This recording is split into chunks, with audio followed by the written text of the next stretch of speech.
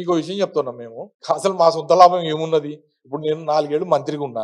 నేనేమన్నా ఒక బస్సు కొనుక్కున్నానా? ఓ బస్సు పెట్టుకున్నానా? లేకపోతే ఓ డిపో తీసుకున్నానా? లేకపోతే ఇంకోటి చేసినా? Private travel నడిపినా?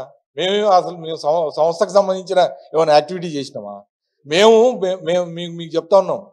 ఉన్న ఉన్న డిపోలన్నిటిని కూడా ప్రాఫిట్ 97కు 97 డిపోలు 97కు 97 డిపోలు నష్టాల్లో నడుస్తున్న వాటిని 22 డిపోలు లాభాల్లోకి తీసుకొచ్చాను నేను. 22 depots I have brought into profit. ఇవాళ డిపోల ప్రాఫిటబిలిటీ అనేది అసలు ఆడిటింగ్ జరుగుతలేదు. రీజన్ ఏంటంటే ఆటోమేటిక్గా నీకున్న టికెట్ మీద ఆదాయం పోయింది. సరే దానికి నువ్వు మహాలక్ష్మి స్కీమ్ అని పేరు పెట్టు, ఇంకోటి పెట్టు. మేము ప్రతి నెల రివ్యూ చేసినాం. రివ్యూ చేసి దానికి సంబంధించిన టికెట్ ఆదాయం పెరగటం కోసం, ఓఆర్ పెరగటం కోసం, ఓఆర్ అంటే ఆక్యుపెన్సీ రేషియో, ఓఆర్ పెరగటం కోసం, లేదా ఇతర ఆదాయాలు పెరగటం కోసం కార్గో పార్సల్ సర్వీస్ లాంటివి కూడా మేము చేసినాం.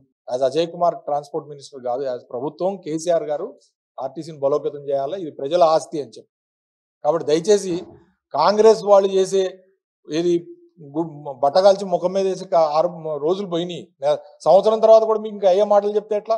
మీరు కదా ప్రభుత్వాన్ని నడుపుతున్నది. మీరు నడుపుతున్న సమయంలో మీ ఆధ్వర్యంలో జరుగుతున్న ఈ కార్యక్రమాలకు సమాధానం చెప్పాలి. దీన్ని మేము డెఫినెట్గా అడ్డుకొని మేము ప్రజల్ని చైతన్యపరుస్తాం. ఆర్టీసీ ఉద్యోగస్తులు కూడా వాళ్ళకి సంఘీభావం కూడా మేము పోరాటం